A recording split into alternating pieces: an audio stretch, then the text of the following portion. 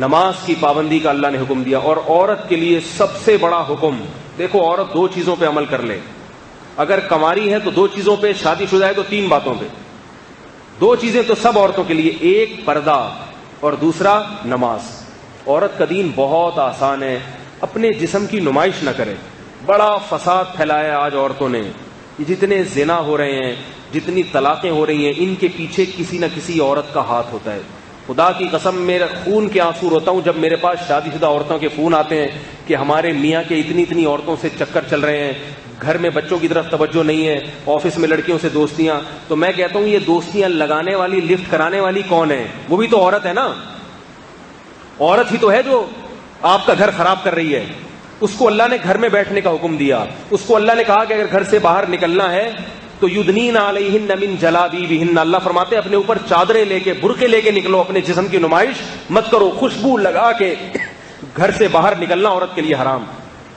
تو خواتین اگر آج توبہ کر لیں اور اس کا اہتمام کر لیں کہ ہم پردہ کریں گے مکمل، اور پردہ اپنے چچازاد بھائی سے بھی ہوتا ہے، دیور سے بھی ہوتا ہے، جیٹھ سے بھی ہوتا ہے. اسلام میں عورت کی جس سے شادی ہوتی ہے صرف وہی اس کا شوہر ہوتا ہے.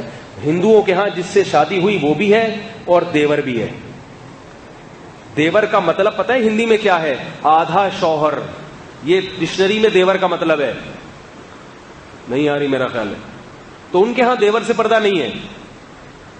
سکھوں کے ہاں تو ہے ہی نہیں پردہ. سکھوں کے ہاں تو باقاعدہ ہے کہ یہ شوہر یہ بھی ہے اور یہ بھی ہے. تو یہ بغیرتی والی زندگی پسند کرتے ہو کیا؟ ہم اس کو قبول نہیں کرتے. ہمارے ہاں ہے کہ یہ شوہر ہے، اس کے علاوہ کوئی بھی نہیں ہے. وہ نہیں دیکھ سکتا اس کو. دیور کو اجازت نہیں ہے جوان بھابھی کے سامنے بیٹھ کے گپے مارے.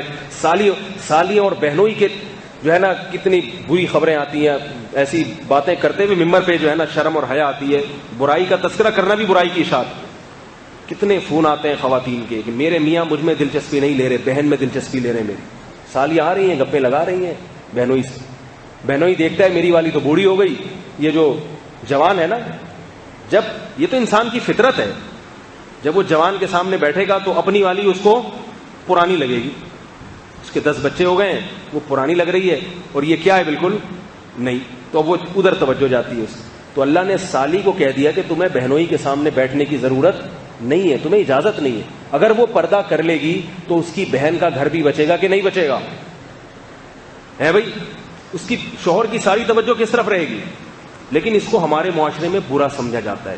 اگر پردہ کر لے گی نا تو بیوی ہی کو اعتراض ہوتا ہے، میری بہن نے میرے شوہر سے پردہ کیوں کر لیا، بے وقوف. اسی کو اعتراض ہوتا ہے. او بھائی تیرے فائدے کے لیے اللہ نے اس کو حکم دیا ہے، تیرے فائدے کے لیے. مائیں روکتی ہیں اپنی بہوؤں کو پردہ کرنے سے. مائیں، اللہ نے قرآن میں کیا فرمایا؟ 2 قسم کے طبقے ہیں، کچھ تمہیں جنت کی طرف لے کر جاتے ہیں اور کچھ تمہیں جہنم کی آگ کی طرف. جو ماں اپنی بیٹی کو شرعی پردہ کرنے سے روک رہی ہے وہ ماں نہیں ہے، وہ اپنی بیٹی کے لیے ڈائن ہے. ڈائن، وہ اپنی بیٹی کو جہنم کی آگ کی دعوت دے رہی ہے. ساس اپنی بہو کو اگر پردے سے روک رہی ہے، ساسوں کو بڑی تکلیف ہوتی ہے کہ میری بہو جو ہے میرے دوسرے بیٹوں سے پردہ کیوں کرتی ہے.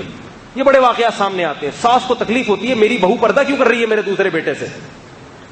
بھائی اللہ کا حکم ہے، بہو کے لیے اجازت نہیں ہے کہ اپنی ساس کی بات مانے. بعض شوہروں کو تکلیف ہو رہی ہے کہ میری بیوی میرے دوستوں سے پردہ کیوں کر رہی ہے. جس میں غیرت ہونی چاہیے تھی، جو پردے کی ترغیب دیتا وہی پردہ اتارنے کی ترغیب دے رہا ہے.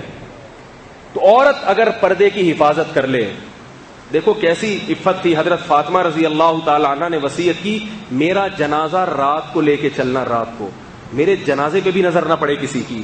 کہاں گئی وہ عفت، کہاں گئی وہ پاکدامنی، کہاں گئی وہ حیا.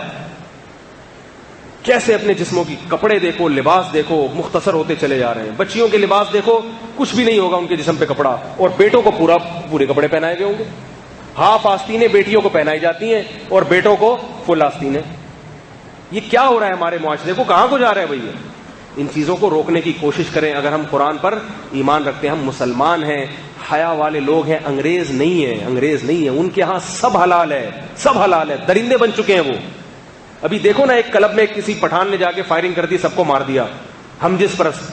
میں نہیں کہہ رہا کہ وہ قتل کرنا جائز تھا یا اس نے صحیح کام کیا، میں یہ نہیں کہہ رہا، لیکن اس سے اس معاشرے کی گندگی کا تو پتہ چلتا ہے. کلب بنے ہوئے ہیں لڑکوں سے لڑکوں کی بدکاری کرنے کے لیے. تو کیا تم بھی یہ چاہتے ہو تمہارا کلچر بھی مستقبل میں ایسا ہو جائے؟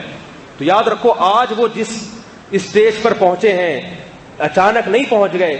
پہلے ان کا کلچر بھی ایسا بنا تھا جیسے آج ہمارا ہے, مگر ان کے بڑوں نے اس کلچر کو تبدیل کرنے کی کوشش نہیں کی.